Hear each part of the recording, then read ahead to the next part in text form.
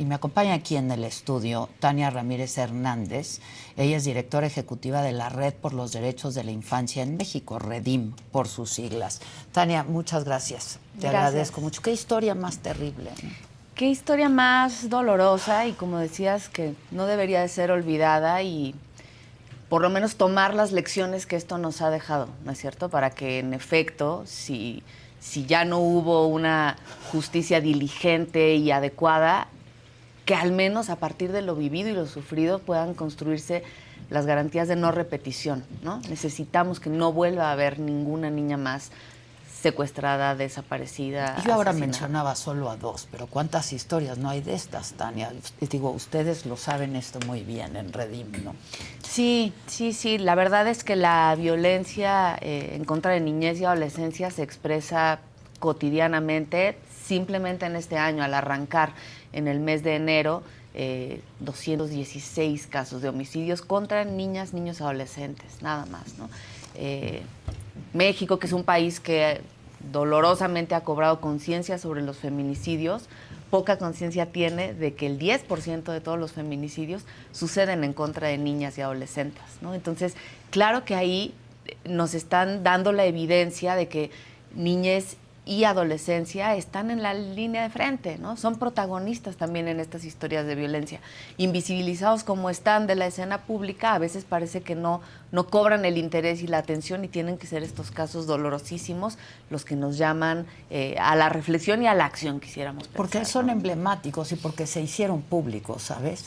Pero, pues, ¿cuántas historias no hay ahí? Me dices 210 casos. 216 solamente en enero. Pero en el balance que hicimos en Redim sobre cómo cerró el año pasado, son más de 2,000 casos en un año de niñez y adolescencia asesinada, de los cuales más de 815 son homicidios dolosos, ¿no? Es decir, con la intención de cometerse. Entonces, eso resuena con lo que te preguntabas ahora de ¿qué puede ser lo que mueva a una persona? Pues hay incluso homicidios con la intención de hacerlo, o feminicidios también con la intención de hacerse en contra de niñez y adolescencia, ¿no? La violencia, que es parte de una crisis generalizada en nuestro país, que de pronto hace foco en Guerrero, pero también en Guanajuato, pero también en Jalisco, etcétera, está siendo vivida en primer término por niñez y adolescencia, y no les escuchamos y no les vemos. Que son las primeras víctimas de este México sangriento y violento, ¿no? Para nosotros en Redim sí, son los primeros, ¿no? En un México que se jacta de decir que la niñez es el futuro del país, etcétera, pues no les estamos dejando ni siquiera vivir el presente en condiciones dignas de respeto, ya no digamos a la supervivencia, el desarrollo, simplemente a la vida. ¿Qué es lo que se tiene que hacer ante un panorama tan negro, tan oscuro, tan desgarrador, además, Tania? ¿Qué se tiene que hacer? ¿Por dónde empezar, además, ¿no? Difícil, ¿no? Porque esto lo que nos revela es un debilitamiento del tejido, no solo social, sino también institucional, del debilitamiento de la capacidad de coordinación entre las autoridades, que hace que el por dónde empezar deba tener muchos frentes, ¿no es cierto? En Redim estamos seguros de que este tipo de sucesos lamentables lo que hacen es revelar, como la punta del iceberg, otro tipo de violencias y de ineficiencias estructurales. De la descomposición social, institucional y de todo tipo. Sí. Que en primer nivel, para nosotros se caracteriza por una cultura adultocéntrica, en donde hoy por hoy la sociedad mexicana y a veces las autoridades, y en voz del secretario de Seguridad se hizo muy claro, a veces la población cree que niñas y niños son propiedad de las familias. No son un sujeto público, no son un sujeto político a los ojos de la ciudadanía y de muchas de las autoridades. Y ese adultocentrismo, esa aparente actitud de protección que en realidad conlleva una suerte de desprecio y de minimización y de hablar de niñez como los menores siempre, ¿no? No solo los menores de edad, sino los que menos pueden, los que menos dicen, los que menos votan, los que menos importan. Esa minimización hace un caldo de cultivo para que después la idea de mis hijos son míos, me pertenecen, la idea de que la niñez puede ser un objeto secuestrable, desaparecible, explotable, todos los casos que vemos en ese sentido, hagan esto, una especie de caldo de cultivo que permita que cuando confluyen factores de criminalidad, ya sea de crimen organizado o de delincuencia a nivel local, pues niñas y niños sean vistos como un primer nivel de captura, un primer nivel de dolor y de horror, cuando tendría que ser, por supuesto, el último. Sin ¿no? duda, sin duda, sin duda. Ahora, no sé, ¿cuál es tu primera lectura de lo que pudo haber pasado con Camila? ¿Te enteras de este caso? ¿Se enteran ustedes de este caso? Supongo por los medios, ¿no? Y porque hubo un linchamiento. Pero, ¿cuál es tu lectura de lo que pudo haber pasado? Sí, cuando nos enteramos en un primer momento de la desaparición de Camila, porque es así como hay que nombrarlo y como se debió de investigar, nuestra preocupación estuvo en el sentido de la crisis de desapariciones en el país, ¿no? Que es una crisis que también está tomando a niñez y adolescencia en primera línea. Son las adolescentes las personas que más desaparecen en nuestro país, por ejemplo, ¿no? Y ahí pensamos que lo que estaba sucediendo era una mala implementación del llamado PAVNA, este protocolo de búsqueda, protocolo adicional al homologado de búsqueda de niñas, niños, adolescentes. La falta de coordinación entre las instituciones es la clave que hemos visto una y otra vez para que este PAVNA y en general las búsquedas de niñez y adolescencia no se den con celeridad y con esa articulación diligente que deben de tener las autoridades. Pero cuando muy rápidamente, en cuestión de horas al día siguiente, sabemos que las cámaras se habían ubicado, la salida, es brutal hasta decirlo, ¿no? La salida de quizá su cuerpo En ya una sin bolsa, vida, en claro. una bolsa de basura, en una cajuela de un taxi. Lo que pensamos es que el motor entonces de su primera desaparición era, pues como después se confirmó, el secuestro para la extorsión de la familia. Que no se ha confirmado del todo tampoco, Tania, ¿no? Que además Porque no se ha terminado. se pidió un rescate, pero nadie asegura que efectivamente se pidió un rescate, si se pagó, si no se pagó. Sí. ¿En qué momento se enteran de que la niña había desaparecido? Y ese fue para nosotros otro motor incluso para salir públicamente con un boletín advirtiendo sobre los riesgos del linchamiento, porque es cierto que esto sucedió también muy rápidamente ante el hastío y la desesperación ya de un pueblo en donde la inacción y la falta de coordinación de las autoridades puede llegar al límite.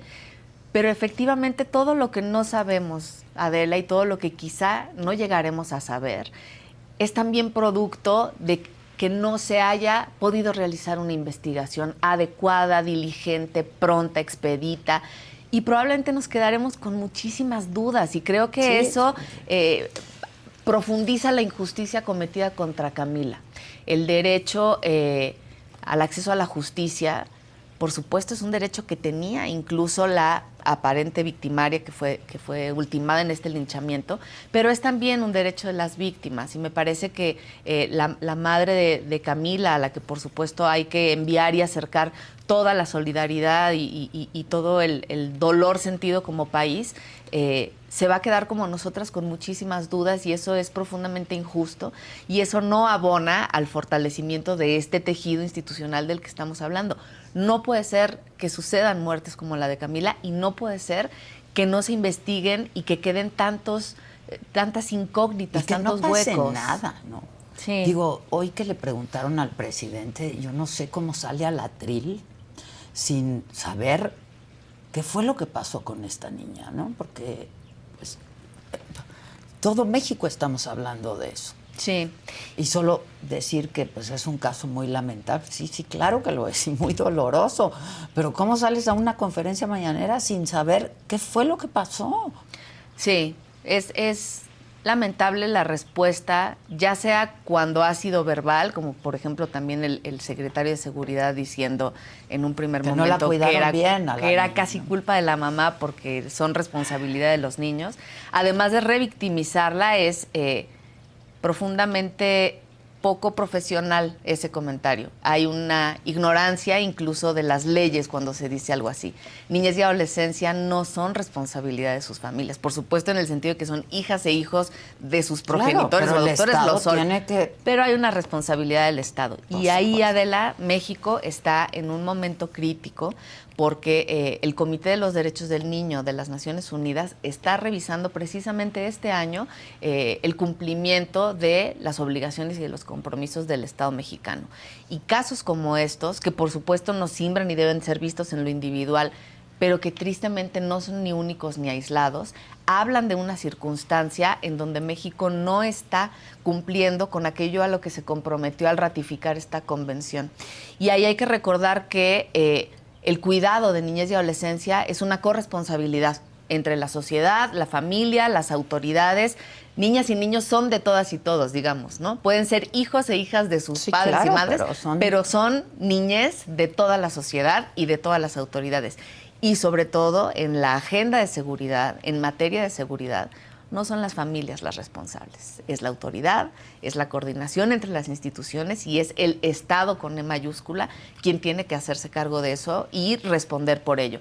Posteriormente, el secretario de Seguridad salió a disculparse en el caso de que mis palabras hayan ofendido, lastimado. Pues claro que ofenden y lastiman, y no solo a la madre, sino a todos quienes estuvimos dando seguimiento, ¿no? Sigue en su cargo. Sí, eso veía. Me parece que va a ser importante observar en términos de lecciones aprendidas, uno, cómo esto es la radiografía de un crimen imperfecto por parte de la falta de coordinación de las autoridades.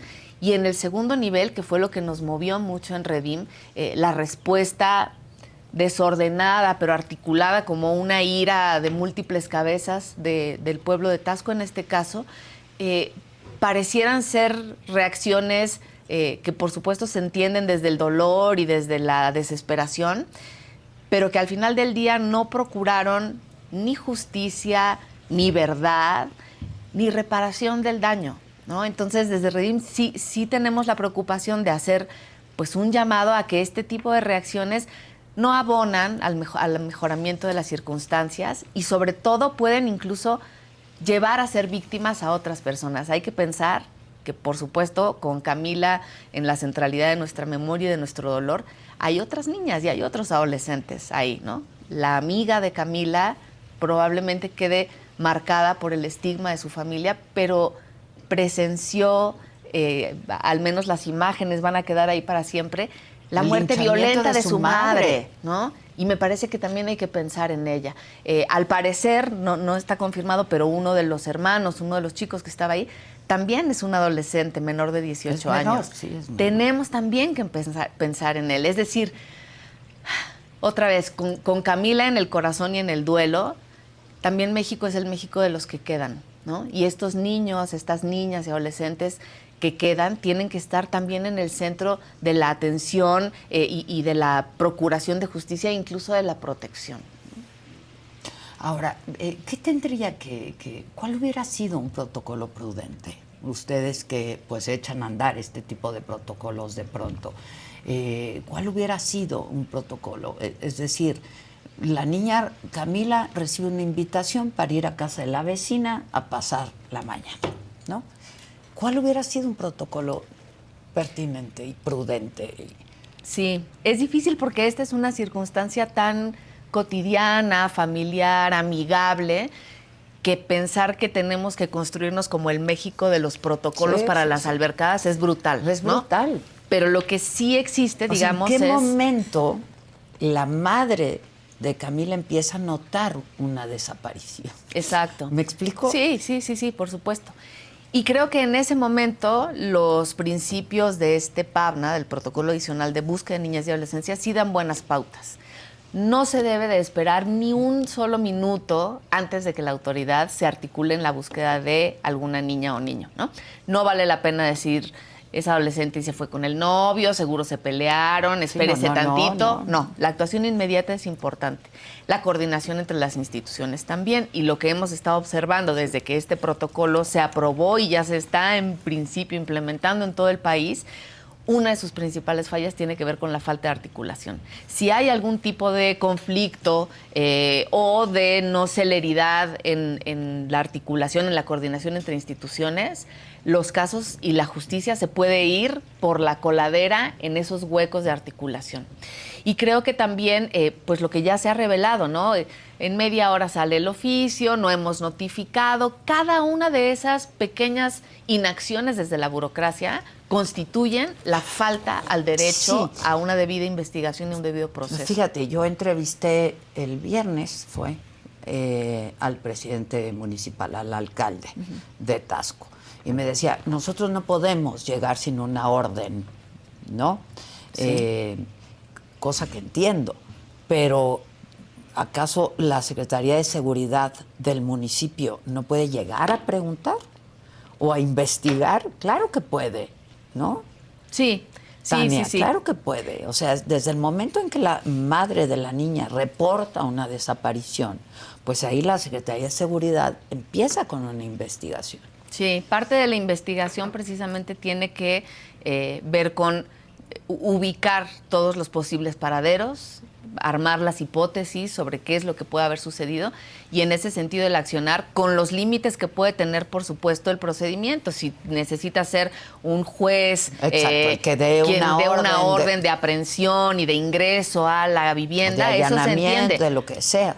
Pero tocar a un timbre desde la vía pública es algo que se puede y se debe hacer desde el primer instante. Pero por supuesto, y es competencia de la Secretaría de Seguridad. Sí, por supuesto. Por eso creo que este doloroso caso, la forma de honrarlo en la memoria de Camila, tendrá que ser aprender a que nunca más sucedan las cosas como sucedieron en esta ocasión, ¿no?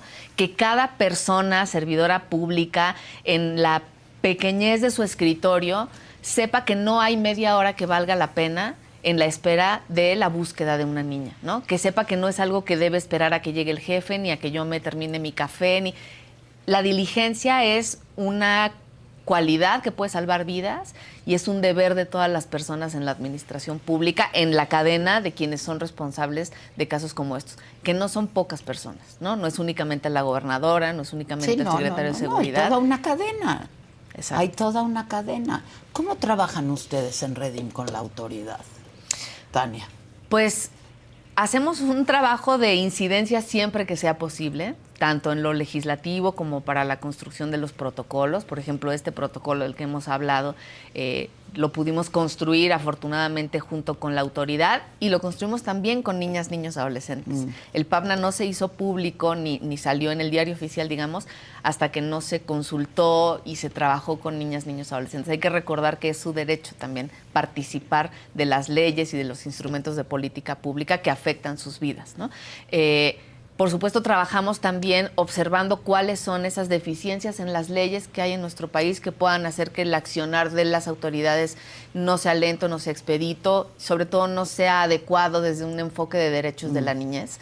Y trabajamos también mucho en el sentido de la concientización, sensibilización, capacitación a las autoridades a menudo para poder entender cuál es la problemática, mirar los problemas desde los zapatos y la vivencia de niñez y adolescencia para entonces comprender mejor y tener mayor disposición y mejores herramientas para la respuesta inmediata. Y Redim, como red de organizaciones, somos una red conformada por más de 75 organizaciones de la sociedad civil a nivel nacional, en donde los múltiples saberes y fortalezas se articulan para poder responder en determinados momentos, ¿no? Desde una perspectiva jurídica o desde la atención psicosocial o desde el análisis de las leyes, ¿no? En ese sentido trabajamos y también pidiendo el compromiso de las autoridades, tanto en funciones como en el caso de este año, quienes están optando para tener cargos públicos. También trabajamos para generar un compromiso con la niñez, en el sentido de que no son ciudadanos del futuro, ¿no? Son la tercera parte de México. Sí. La tercera parte de nuestro son el país. Futuro, son el presente, son niñas, que niños está y adolescentes. Siendo violentado. Sí, que está siendo violentado además de múltiples formas. En sus derechos, sí, claro. En educación, en salud, Sí. una vida segura. Incluso digna. en las agendas más duras de la violencia, que es algo de lo que no quisiéramos hablar, pero en Redim no damos un paso atrás, digamos, para hablar de esto.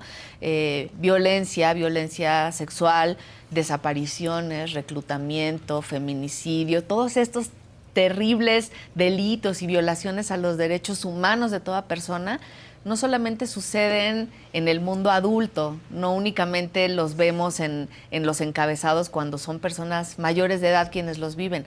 Por supuesto que si la tercera parte de la humanidad en México es niñez y adolescencia, ellos y ellas están viviendo en primera fila estos efectos, a veces de manera redoblada precisamente por esa violencia, que desde la violencia doméstica, desde la crianza violenta, se empiezan a gestar y se permiten por una sociedad violenta y de violencias tanto adultistas como sexistas. Es el caso de lo que le sucede a las niñas y a los adolescentes, que siguen sumando a este caldo de cultivo en donde la impunidad y la falta de protocolos y de celeridad pues hacen todo el escenario para que esto suceda, ¿no? Sí, es un caldo de cultivo, ¿no? Es un caldo de cultivo.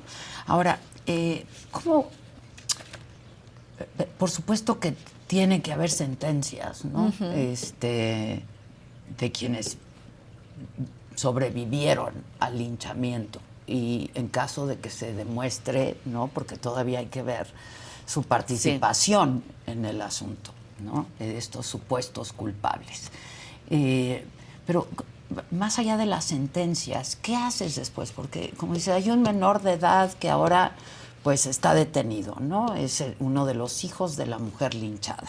Y luego hay dos criaturas de esa familia que sobreviven, la amiguita de Camila y entiendo que una hermana mayor de 13 o 14 años. Parece que sí. Que queda en la familia.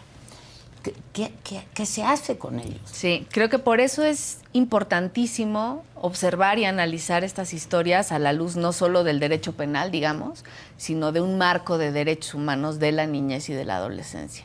Porque no únicamente las sentencias sirven para castigar, sino que pueden estar acompañadas de otras acciones de política pública para generar lo que se conoce como garantías de no repetición. Es decir, y reinsertar, ¿no? Sí, por supuesto. ¿Qué sería necesario para garantizar que algo así no suceda?